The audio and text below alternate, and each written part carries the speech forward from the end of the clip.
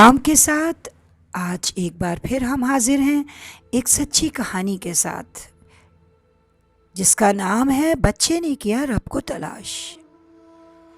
سچ ہی تو ہے، ڈھونڈنے سے تو خدا بھی مل جاتا ہے۔ چلیے آگے بڑھنے سے پہلے ایک چھوٹی سی بات کہتے چلیں۔ انسان جتنا مرضی مضبوط بن جائے، اس کی ذات میں کہیں نہ کہیں کوئی نہ کوئی ایسا درد ضرور چھپا ہوتا ہے جو یاد آنے پر اس کی آنکھوں میں آنسو بن کر رہ جاتا ہے۔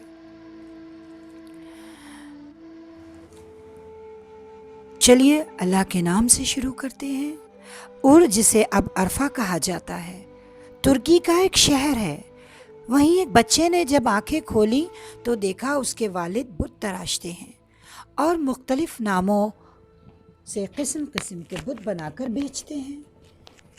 بچہ جیسے جیسے بڑا ہوتا گیا، اس کا دل بت پرستی سے بیزار ہوتا چلا گیا، یہاں تک کہ اس کے دل و دماغ میں ان گنت سوال آنے لگے۔ بچے نے سوچا شاید چاند بہت روشن ہے، اس لیے یہ خدا ہوگا۔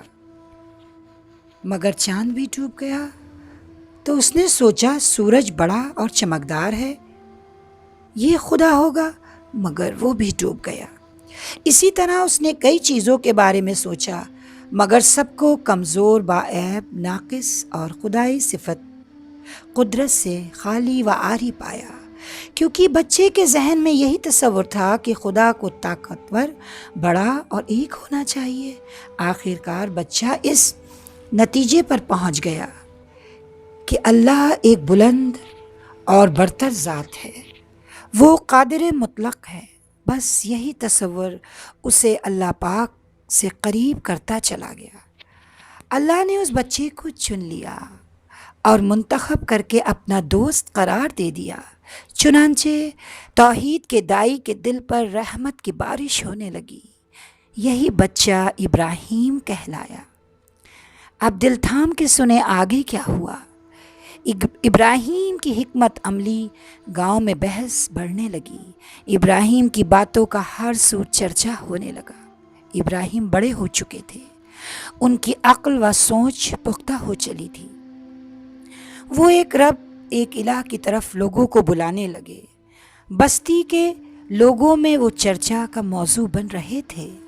ایک دن گاؤں میں سب لوگ کسی تہوار پر باہر گئے ہوئے تھے تو انہوں نے بتوں کے گڑھ میں جا کر سارے چھوٹے چھوٹے بت توڑ ڈالے اور ایک بڑے بت کی گردن میں کلہاڑی لٹکا دی۔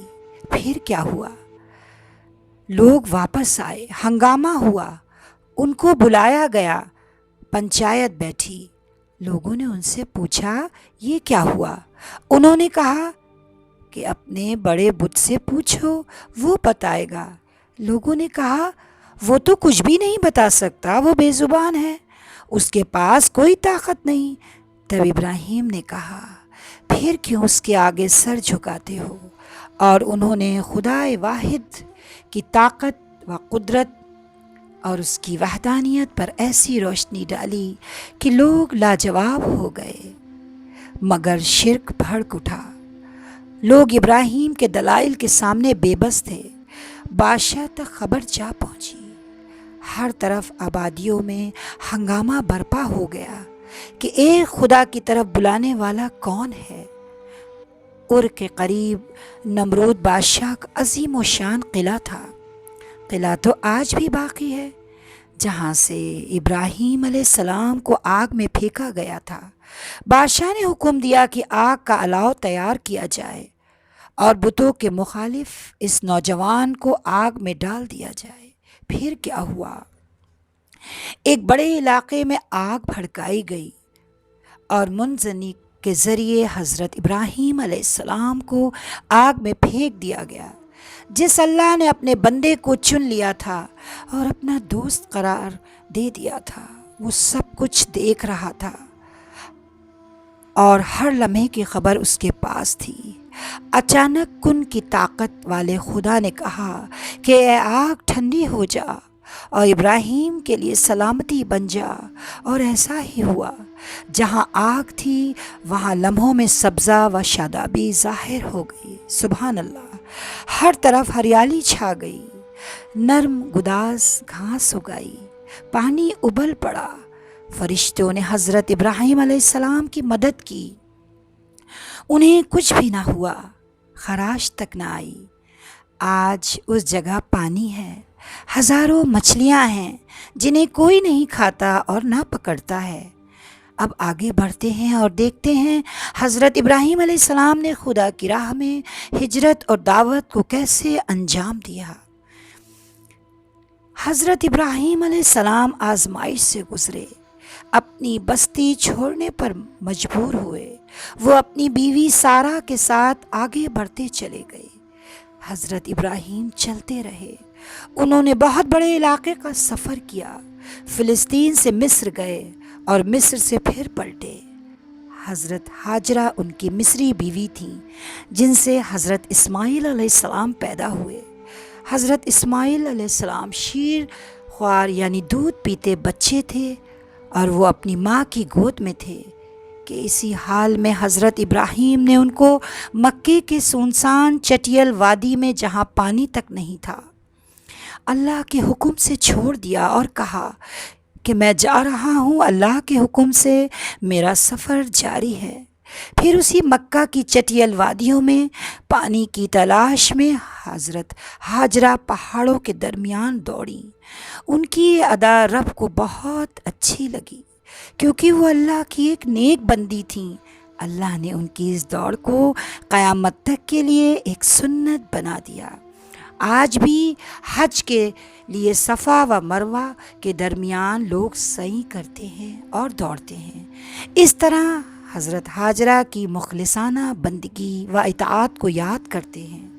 اللہ کے حکم سے حضرت اسماعیل اور ان کی ماں کے لیے چشمہ پھوٹا جس کو زمزم کہتے ہیں، جو آج بھی جاری ہے، جس میں شفا بھی ہے اور غذا بھی۔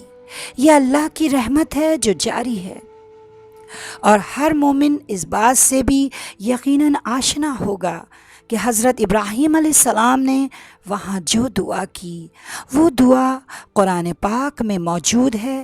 اسی دعا کے نتیجے میں اللہ نے اس مقام کو بہت فضیلت عطا کی اور بلند مرتبہ عطا کیا۔ حضرت ابراہیم علیہ السلام پھر واپس آئے تو اسماعیل کچھ بڑے ہو چکے تھے۔ پھر دوسری آزمائش یہ ہوئی کہ اللہ کے حکم سے بیٹے کی قربانی کا حکم ہوا، اور اللہ نے حضرت ابراہیم علیہ السلام کو اور ان کے بیٹے اسماعیل کو پایا کہ وہ دونوں اخلاص کا پیکر اور کامل بندے ہیں، اور اتنا ہی نہیں، رب کے حکم کے آگے جھکنے والے ہیں۔ تو اللہ نے ہمیشہ کے لیے اس قربانی کو اہل ایمان کے لیے ایک سنت اور ایک طریقہ بنا دیا تاکہ مسلمان شیطان کے بہکاوے میں نہ آئے اور اللہ کے حکم کو تسلیم کر کے اپنے مال و جان کی قربانی پیش کرنے کے لیے تیار رہا کرے اور قربانی کا حقیقی جذبہ اپنے اندر پیدا کرے۔ جانور ذبح کرنا اصل قربانی نہیں، بلکہ اپنی چاہتوں خواہشوں کو اللہ کے حکم کے مطابق جھکا دینا اور پابند بنا دینا قربانی ہے۔ حضرت ابراہیم علیہ السلام نے مکہ میں خانہ کعبہ کی تعمیر کی۔ پہلے اس گھر کی تعمیر حضرت آدم علیہ السلام نے کی تھی، اور حجر اسود کو حضرت آدم علیہ السلام نے ہی نصب کیا تھا۔ طوفان نوح میں حجر اسود کی حفاظت اللہ نے کی تھی۔ پھر اس کی از سر نو تعمیر باپ اور بیٹے نے مل کر کی اور اس کی بنیادوں کو از سر نو قائم کیا۔ یہی وہ روح زمین کا سب سے مقدس مقام ہے جس کے طواف کے لیے حج و عمرہ اور دوسرے اوقات میں لوگ جاتے ہیں اور وہاں طواف کرتے ہیں۔ انبیاء نے وہاں طواف کیا، اس کا طواف فرشتے بھی کرتے ہیں۔ وہاں ہر وقت رحمت نازل ہوتی ہے۔ اس گھر کی تعمیر میں حضرت ابراہیم علیہ السلام اور حضرت اسماعیل علیہ السلام اور حضرت ہاجرہ کا ہاتھ بھی شامل ہے۔ اس طرح مکہ آباد ہوتا چلا گیا کیونکہ حضرت ابراہیم علیہ السلام کی دعائیں قبول ہو چکی تھیں۔ حضرت ابراہیم علیہ السلام کا سفر جاری رہا اور وہ مکہ آتے جاتے رہے۔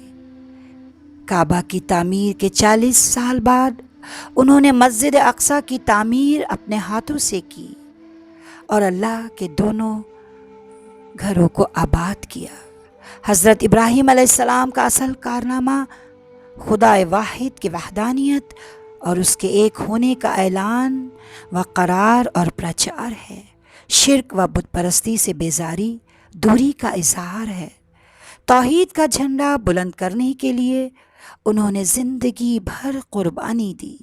حضرت ابراہیم علیہ السلام کی 2 بیویاں تھیں، ایک سارہ جن سے حضرت اسحاق پیدا ہوئے اور دوسری بیوی ہاجرہ جن سے حضرت اسماعیل علیہ السلام پیدا ہوئے۔ اسماعیل بڑے بیٹے تھے۔ حضرت ابراہیم کی عمر کافی لمبی ہوئی۔ اللہ نے ان کے طریقوں، عمل، قربانیوں کو قیامت تک کے لیے سنت بنا دیا، ایسی سنت جس پر تمام اہل ایمان عمل کرتے ہیں۔ حج اور حج کے ارکان، قربانی، یہ سب اللہ کی جاری کردہ سنت ہے، جس کی اصل حضرت ابراہیم علیہ السلام کی جدوجہد ہے، جس کی بنیاد دعوت توحید ہے، بت شکنی ہے، رب کے آگے خود سپردگی ہے۔ آج بس اتنا ہی، انشاءاللہ پھر ملیں گے ایک نئی کہانی کے ساتھ۔ تو آپ لوگوں سے خدا حافظ کہنے سے پہلے دل چاہتا ہے اپنے دل کی صدا بھی سن لیں، جو کچھ یوں کہہ رہی ہے: چلو اس بار کچھ نئے انداز میں مناتے ہیں عید، اپنی خوشیاں دے کر سب کا درد لیتے ہیں خرید۔ خدا حافظ۔